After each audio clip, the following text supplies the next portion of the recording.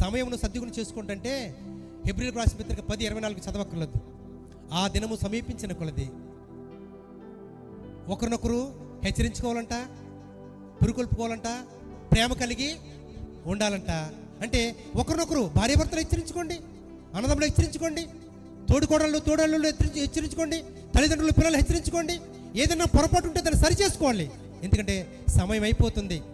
మనం ఎంతకాలం బ్రతుకుతామో తెలదు, ఎంతకాలం జీవిస్తామో తెలదు, ఎంతకాలం ఆరోగ్యం ఉంటుందో తెలదు, ఎంతకాలం ఆరోగ్యం ఉంటుందో తెలదు ప్రియమైన దేవుని పిల్లలారా. కనుక సమయమును పోనేక సద్వినియోగం చేసుకొనచ్చు సంఘమునకు వెలుపుటి వారి ఎడల జ్ఞానం కలిగి నడుచుకోండి. సంఘమునకు వెలుపుటి వారు మనకులాగా ఉండరండి.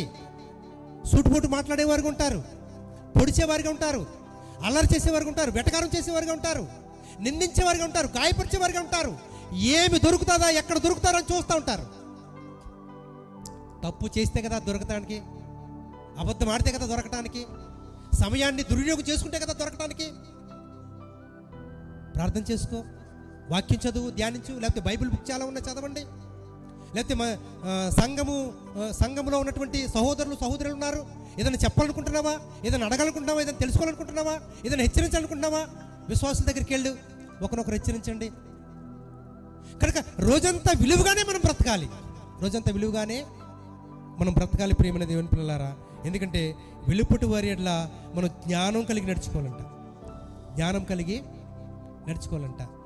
లేకపోయినట్లయితే మన జీవితం ఎలాగుంటా తెలుసండి. మత్తయి సువార్త 7వ అధ్యాయంలో ఓ మంచి మాట ఉంది, చూద్దాం. మత్తయి సువార్త 7వ అధ్యాయము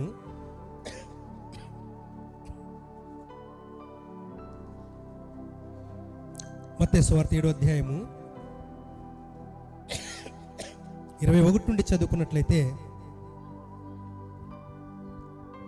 అంటే సమయమును పోనీయొద్దు అంటే చాలామంది ఏం చేస్తారంటే మనుషులు మెప్పించేవారుగా ఉంటారంట. కొంతమంది ఎలాగండి,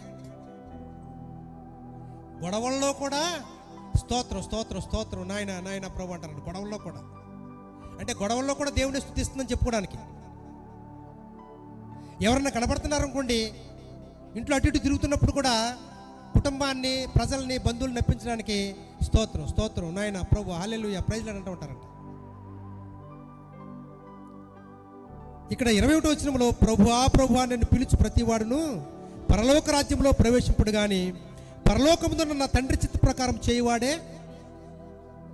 సమయాన్ని సద్వినియోగం చేసుకోవడం అంటే, జ్ఞానం కలిగి నడుచుకోవడం అంటే, దేవుని చిత్తాన్ని ఎరిగి మన జీవితాన్ని దేవుని చేతిలో పెట్టి నువ్వు ఎలా నడిపిస్తావో, నువ్వు ఎలా జీవింపజేస్తావో, అసలు నా భవిష్యత్తు నీ చిత్తంలో ఏమైందో నీ ఇష్ట ప్రకారమే నేను నడుస్తాను ప్రభు అని మనల్ని దేవునికి అప్పగించు, మన కుటుంబాన్ని దేవునికి అప్పగించుకోవడం,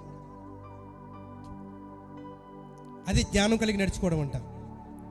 తర్వాత ఆ దినమందు అనేకులను చూచి ప్రభువా నీ నామమున ప్రవచింపలేదా, నీ నామమున దయ్యములను అడ్డగొట్టలేదా, నీ నామమున అనేకమైన అద్భుతములు చేయలేదా అని చెప్పుతారంట. ప్రియులారా, వాక్య ప్రకారం బ్రతకుండా, దేవుని చిత్తాన్ని ఎరిగి బ్రతకుండా, దేవుని నడకుండా, వాక్య ప్రకారం జీవించకుండా, సహవాసం లేక, ఆత్మీయత లేక, ఎవరి ఇష్టానుసారంగా బ్రతికి వారు అనుకున్నది నెరవేర్చుకుంటూ ఇలా చేద్దాం అలా చేద్దాం. ఈనాడు సంఘాలు కూడా ఎలాగున్నాయంటే ప్రియులారా, ఉన్నదున్నట్టుగా వాక్యం చెప్పి దేవుని కొరకు కొంతమందినైనా యథార్థవంతులుగా బ్రతికింప చేద్దాం, నశించిపోతున్న ఆత్మల్ని కొంతమందినైనా దేవునికి అప్పగిద్దాం అని ఆలోచన లేదండి. ఎలా బ్రతకాలి, ఎలా బ్రతకడానికి ఏం చేస్తే మంచిదని ఆలోచిస్తున్నారు. ఎలాగైతే జనాలు వస్తారు, ఎలాగ ఆకర్షించాలి అంటే దయ్యాల గురించి ప్రార్థన చేయాలి, లేదా స్వస్థతలు ఉన్నాయని చెప్పాలి, లేదా స్వస్థ ప్రార్థనలు ఉన్నాయని చెప్పాలి, లేదా ప్రత్యేకమైన అభిషేకం నీకు ఉంది, లేదా సంఘాల్లో మారుమనసు లేకపోయినా సంఘ పెద్దలుగా నిలబెట్టేయాలి.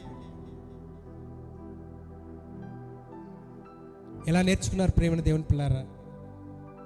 ప్రపంచమంతా ఇలాగే నడుచుకోవడానికి ఇష్టపడుతుంది. ప్రపంచమంతా ప్రపంచాన్ని నమ్మించడానికి ఇష్టపడుతుంది, కానీ ప్రపంచం ఆ దేవుని నమ్మించడానికి ఇష్టపడటం లేదు. దయ్యాలు అనుకుంటేవారు ఉన్నారు, ఇంకా ప్రవచనాలు చెప్పేవాళ్ళు ఉన్నారు, దయ్యాలు అనుకుంటేవాళ్ళు ఉన్నారు, అద్భుతాలు చేసేవారు ఉన్నారా అండి? లేరండి. ఒకవేళ మనకి ఎవరికి తెలవకపోతే టీవీ ఆన్ చేయండి, వందల మంది ఛానళ్ళు మనకు కనపడతాయి. 100 మంది ఛానళ్ళు మనకు కనపడతాయి. 100కి 90 మంది ఇలాగే ఉన్నారండి. 100కి 90 మంది ఇలాగే ఉన్నారు. ఆ సంఘాలు చూడండి, లక్షల మందే వెళ్తారు, వేల మందే వెళ్తారు. వీళ్ళందరినీ అద్భుతాలు చేశారంట, ప్రవచనాలు చెప్పారంట, దయ్యాల్ని వెళ్ళగొట్టారంట. దయ్యాల కొరకు ప్రత్యేకమైన ప్రార్థనలు, అద్భుతాలు చేయడానికి ప్రత్యేకమైన ప్రార్థనలు, ప్రవచనాలు చెప్పడానికి ప్రత్యేకమైన ప్రార్థనలు చాలా నిష్ఠగా చేశారు, చాలా ఆచారంగా చేశారు. చాలా గొప్పగానే ప్రజల్లో పేరు ప్రఖ్యాతులు పొందుకున్నారు. అందరూ గౌరవించారు, అందరూ మెచ్చుకున్నారు, అందరూ పొగిడారు. కానీ దేవుని దగ్గర ఆ పొగడత లేదు, ఆ మెప్పు లేదు, ఆ గొప్ప లేదు. అద్భుతాలు చేసావు కదా, ఆశ్చర్యకాలు చేసావు కదా, దయ్యాలు వెళ్ళగొట్టు, నా పేరుని దయ్యాలు వెళ్ళగొట్టావు కదా, దానాయన వచ్చి కూర్చో అని అనలేదంట. చాలా చక్కటి మాటలు అక్కడ వినబడుతున్నాయంట. చూడండి అక్కడ, అప్పుడు నేను మిమ్మల్ని ఎన్నడను, ఏమండి అసలు ఈ మాట చాలా క్లిష్టమైన మాట, భరించలేని మాట, తట్టుకోలేని మాట అంటండి. అలాగెందుకు చేసేవా అంటే పర్లేదు, మనకు సమయాన్ని ఇచ్చినట్టే. నేను అద్భుతాలు ఎవడు చేయమన్నాడు, నేను దయ్యాలను అలవాడుకుంటామన్నాడు, నేను ప్రవచనం ఎవడు చెప్పమన్నాడు, దేవుని కొరకు బ్రతకమన్నాను కదా అని చెప్తే మనకి కొద్దిగా అవకాశం ఇచ్చినట్టే. అసలు నువ్వెవడవో నాకు తెలదావు, ఎవడు చేయమన్నాడు నేను అద్భుతాలు, ఎవడు చేయమన్నాడు అసలే దయ్యాలు నెలగొట్టే కార్యక్రమం, అసలు నేను ఎవడు చెప్పన్నాడు ప్రవచనాలు. విలువైన సమయం దేవుని కొరకు బ్రతక, మారు మనసు పొందక, ఏ ప్రజల మధ్య అయితే దేవుని దగ్గరికి నడిపించాలని కోరిక, ఆలోచన లేకుండా నీ ఇష్టానుసారంగా బ్రతుకుతూ నీ ఆలోచన ప్రకారమే జనాల్ని ఆకర్షించావు. విలువైన సమయం దేవుని కొరకు బ్రతకలేకపోయావు, నువ్వు దేవుని కొరకు వెళ్ళకపోయావు. అసలు నువ్వు ఎవడో నాకు తెలదు, నాకు తెలదు. ఇంకా భయంకరమైన మాట అంటాడండి, అక్రమము చేయువారులారా నా యొద్ద నుండి పొండి అంటున్నాడంట. పొండి అన్నాడంటే గెంటేసిన అనమాట. పొండి అన్నాడంటే నరకాగ్ని గుండంలో గెంటేసినట్టే. క్రమం కాదంటండి అది. దయ్యాలు నిలగొట్టే కార్యక్రమము, ప్రవచనాలు చెప్పే కార్యక్రమము, అద్భుతాలు చేసే వాక్య ప్రకారం క్రమమైనది కాదంటండి అది. నీకు ఏదైనా సహాయం కావాలంటే, నీకు ఏదైనా స్వస్థత కావాలంటే, నీ కుటుంబంలో నీకు అద్భుతం జరగాలంటే నువ్వు ప్రార్థన చేయి, దేవుడు నీకు చేస్తాడు. దేవునికి ఇష్టమైతే దేవుడు చేస్తాడు. ప్రేమైన దేవుని పిల్లారా, హిజ్కియా ప్రార్థన చేసుకుంటే హిజ్కియా చేయలేదా? అబ్రహాం గారు శారా ప్రార్థన చేసుకుంటే పిల్లలు పుట్టించలేదా? యాకోబు భార్య ప్రార్థన చేసుకుంటే పిల్లలు పుట్టించలేదా?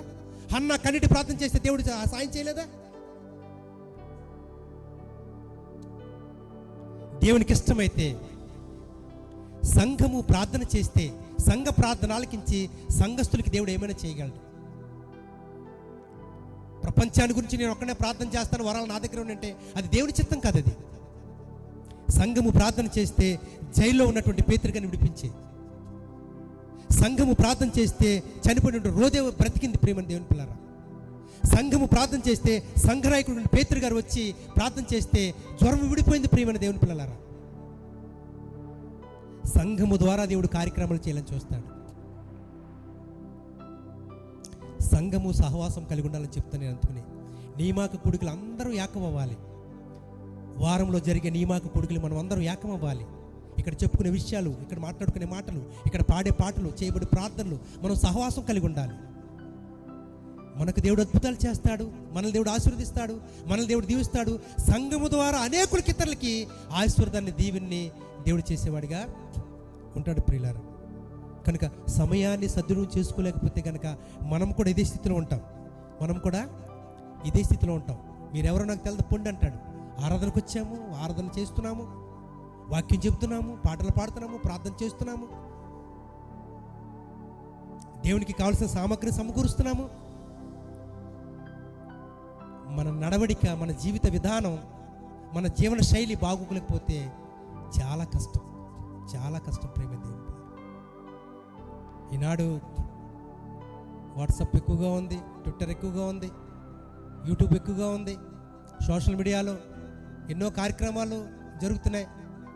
సమయాన్ని దేనికోసం కట్టేస్తున్నామో ఒకసారి ఆలోచించండి.